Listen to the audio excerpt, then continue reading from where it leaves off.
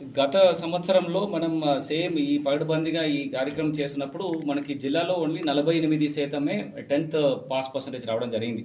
అది హిస్టారికల్‌గా చాలా తక్కువ ఉండడం జరుగుతుంది. ఎందుకంటే ఎప్పుడు మనం ఇది స్ట్రిక్ట్‌గా మనం అడ్మినిస్ట్రేట్ చేసినప్పుడు ఖచ్చితంగా పాస్ పర్సెంట్ తగ్గుతుంది. సో ఈసారి కూడా మనం గట్టిగా చేస్తున్నాము. లాస్ట్ ఇయర్ ఎక్కడెక్కడ పిల్లలు ఏ పర్టిక్యులర్ సబ్జెక్ట్‌లో ఫెయిల్ అయ్యారో వాళ్ళ క్లాస్ టీచర్స్ ఎవరు, ఈ సబ్జెక్ట్ టీచర్స్ ఎవరు అని లాస్ట్ టైమ్ క్లియర్ కట్‌గా వాళ్ళందరికీ కూడా టీచర్స్ అందరికి కూడా వార్నింగ్ ఇవ్వడం జరిగింది. ఈసారి కూడా ఆ టీచర్స్‌ని ఎక్కువ చర్యలు తీసుకొని పిల్లల్ని ఎట్టి పరిస్థితుల్లో ఈ పాస్ చేయడానికి కావాల్సిన చర్యలు తీసుకోవడం జరగాలని వాళ్ళందరికీ కూడా స్ట్రిక్ట్‌గా ఆదేశం ఇచ్చాము. ఈ ఎఫ్ఎల్ఎన్ అంటే బేసిక్‌గా రాయడం, చదవడము ఎవరెవరికి ప్రాక్టీస్ లేని వాళ్ళకి కూడా మనకి 9th, 10th క్లాస్ స్టూడెంట్స్‌కి ఈసారి చాలా గట్టిగా ట్రైనింగ్ ఇవ్వడం జరిగింది. ఈసారి మాత్రం ఖచ్చితంగా ఎక్కడెక్కడ పిల్లలు ఈ సబ్జెక్ట్ వలన ఎవరైనా ఫెయిల్ అవుతే ఖచ్చితంగా ఆ సంబంధపట్టిన టీచర్ మీద కఠిన చర్యలు తీసుకుంటాం. ఈసారి నుంచి ఖచ్చితంగా we will take a very severe action.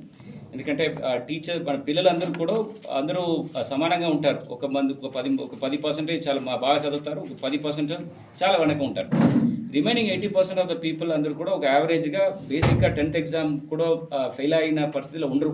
మనం గట్టిగా వాళ్ళకి ప్రాపర్‌గా వాళ్ళకి కోచింగ్ ఇచ్చి ట్రైనింగ్ ఇస్తే సో ఎక్కడైనా వాళ్ళు పాస్ అవ్వకపోతే దానికి ఉంటున్న కారణాలు మనమే. అంటే మనమంటే ఇక్కడ ఉంటున్న ఈ విద్యాశాఖ కానీ ఆర్ జిల్లా అడ్మినిస్ట్రేషన్ సైడ్. సో ఈసారి ఎవరైనా అట్లా ఎక్కువ సంఖ్యలో ఫెయిల్ అవుతే ఖచ్చితంగా జిల్లా యంత్రాంగం ప్లస్ ఈ education department should take the responsibility. So ఈసారి ఖచ్చితంగా టీచర్స్ మీద రెస్పాన్సిబిలిటీ ఫిక్స్ చేయాలి.